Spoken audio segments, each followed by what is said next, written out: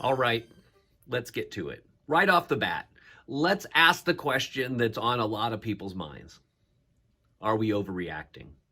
Are we overreacting to this coronavirus as a state, as a country, as a church even? Yeah, we might be. But I think it's prudent to do so. There's research out there that shows that there's kind of a curve that if we don't get ahead of it with a self quarantine, that the potential drain on our medical resources are going to be so severe that we're not going to be able to keep up with it. And the reality is the consequences of not keeping up with it for those that may have compromised immune systems or that are older is literally fatal. So because of that, there's a prudence in overreacting at the situation. That being said, Freedom Bridge Church, we have decided that we're going to follow the state's lead, though we do not have any obligation to do so because religious activities and assemblies have been given an exception from the 100-person mass gathering ban, but we're going to take the state's lead and we're going to cancel our public services for the next 3 Sundays.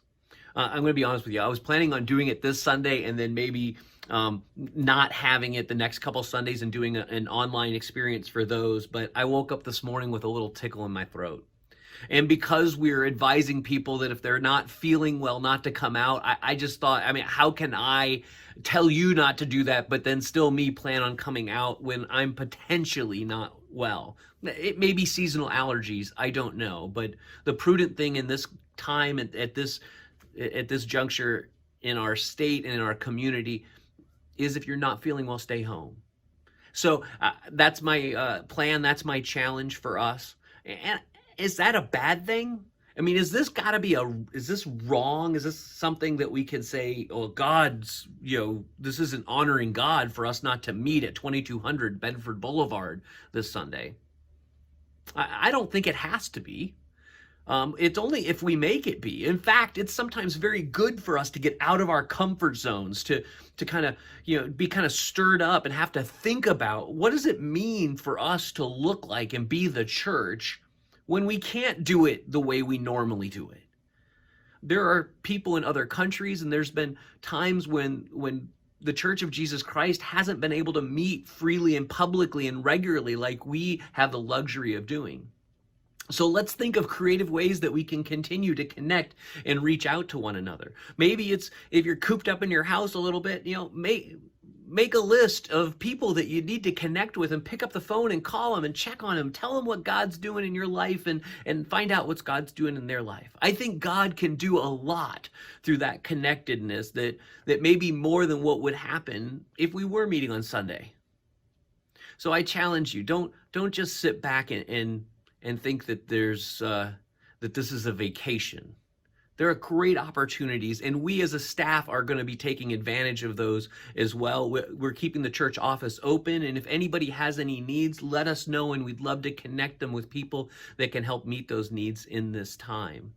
But the bottom line is this: we're not going to have a public service. We're not going to have public gatherings at the church for the rest of March. And in April, we anticipate that we will begin having those again. But we'll keep you informed through online communications as to what's going to be happening.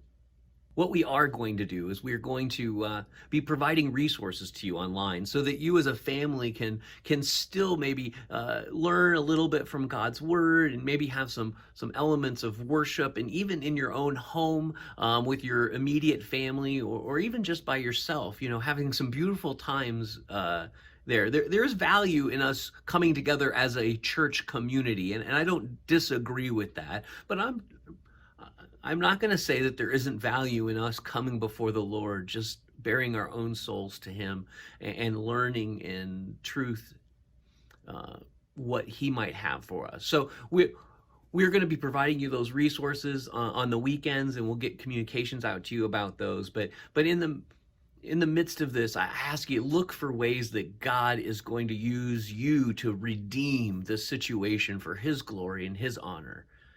And we'll be seeing you in a few weeks in person, but hopefully connecting with you many times between now and then. God bless, and thank you for your graciousness and your understanding in this time in these situations.